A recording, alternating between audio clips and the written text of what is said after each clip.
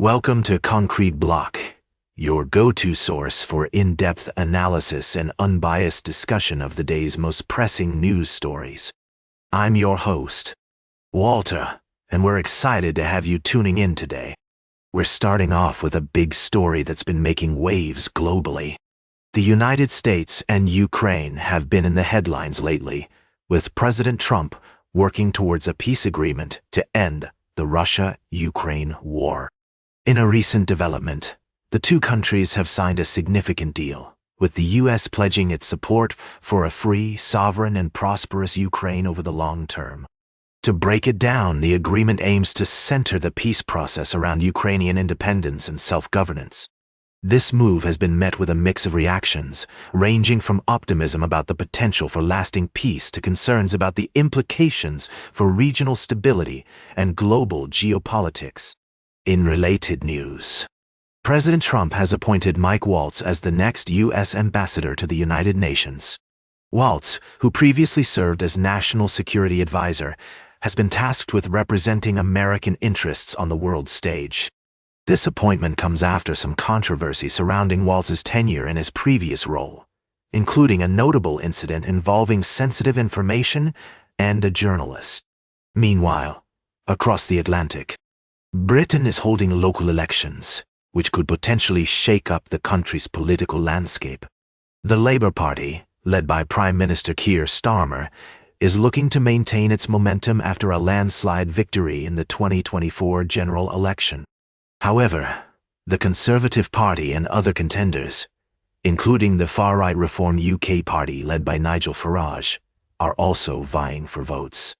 As voters head to the polls, many are watching to see if this will mark a shift away from traditional two-party dominance in British politics. The outcomes of these local elections could have significant implications for the future of British governance and policy-making. We're also keeping an eye on developments in Israel, where wildfires have prompted a state of national emergency.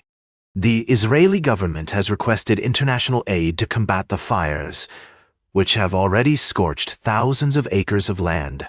The cause of the blaze is still under investigation, but authorities have arrested several individuals suspected of arson. These are just a few of the major stories we're following today. We'll be diving deeper into each of these topics and exploring their complexities throughout the show. We'll be right back with more of today's top news on Concrete Block. Welcome back to Concrete Block.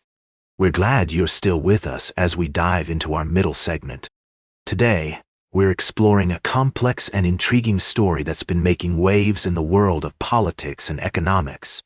It appears that the U.S. economy has contracted in the first quarter of 2025, shrinking by 0.3%. This news has sparked a heated debate about the causes and consequences of this downturn. On one hand, some argue that the current administration's policies are to blame for the economic slowdown. Others claim that the previous administration's decisions have had a lasting impact on the economy. We've been following the comments made by President Trump, who has been distancing himself from the situation, stating that it's Biden's stock market, not Trump's. However, this assertion has raised eyebrows, as some point out that during the Biden presidency, Trump took credit for the booming economy, attributing stock market gains to expectations of his own electoral success. Late-night talk show hosts have also been weighing in on the issue. Jimmy Kimmel noted that 60% of economists polled believe there's a high or very high chance of a recession, prompting Trump to post "Be patient" on Truth Social. Stephen Colbert quipped that Trump's attempts to deflect blame are like playing a game of Freaky Friday where the rules change depending on who's in office. Meanwhile, Walter's counterpart, John, has been analyzing the data and suggests that the situation is more nuanced than a simple game of political finger-pointing. It's essential to consider the various factors at play here, John notes. The economy is a complex system, influenced by a wide range of variables, from global events to domestic policies. We need to take a step back and examine the evidence before assigning blame or predicting outcomes. As we continue to monitor this developing story, it's crucial to approach the topic with a critical and open-minded perspective. We'll be keeping a close eye on the situation and providing updates as more information becomes available. Stay tuned for our final story of the day, right here on Concrete Block. Welcome back to Concrete Block. We're wrapping up today's show with a fascinating story that sheds light on the complex world of international business and geopolitics. You might have heard about Western companies leaving Russia due to sanctions and political tensions. But what you might not know is that many of these companies are still protecting their trademarks in the Russian market. According to recent reports, companies like McDonald's, KFC, and IKEA have applied for new trademarks or extended existing ones in Russia, despite announcing their withdrawal from the country. This has sparked speculation about whether these companies are planning to return to the Russian market in the future. To understand this situation better, let's take a closer look at the reasons behind these trademark applications. Experts suggest that it's primarily a formal procedure, allowing companies to avoid someone else using their brand names and preventing them from having to spend money on lawyers and go through a new registration process. However, some companies have been more explicit about their intentions.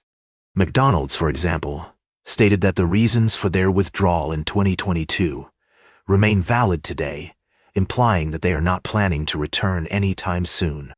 Coca-Cola also emphasized that sanctions and other legal barriers remain in place, influencing any consideration of returning to the Russian market. It's worth noting that while Western companies are cautious about re-entering the Russian market, non-Western companies from countries like China, India, and the Middle East are filling the void left by their departure. According to a recent study, 27 clothing and shoe brands from these countries have already replaced 32 Western companies that have left the Russian market. As we can see, the situation is complex, with many factors at play. While some might interpret the trademark applications as a sign of potential return, others argue that it's merely a strategic move to protect their intellectual property. That's all for today's Concrete Block. Remember to like, share, and subscribe. And until next time, stay informed.